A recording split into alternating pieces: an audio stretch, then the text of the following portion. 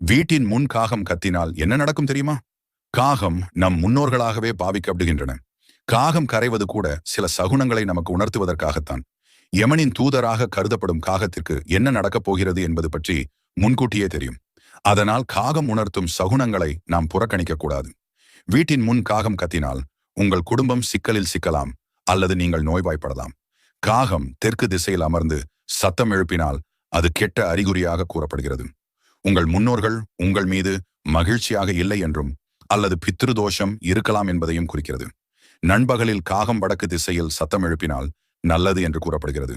அதேபோல் காகம் கிழக்கு திசையில் சத்தம் எழுப்பினால் அதுவும் மங்களகரமானதாக கருதப்படுகிறது. காகம் வீட்டு பால்கனியில் அமர்ந்து பலத்த ஒலி எழுப்பினால் விருந்தினர்கள் உங்களிடத்திற்கு வருவார்கள் என்று கூறப்படுகிறது. நீங்கள் வெளியில் பயணம் செல்ல புறப்படும் போது திடீரென உங்கள் ஜன்னல் அல்லது பால்கனியில் காகம் அமர்ந்து கரைந்தால் உங்கள் பயணம் இனிதே முடியும் என்று அர்த்தமாம். இது போன்ற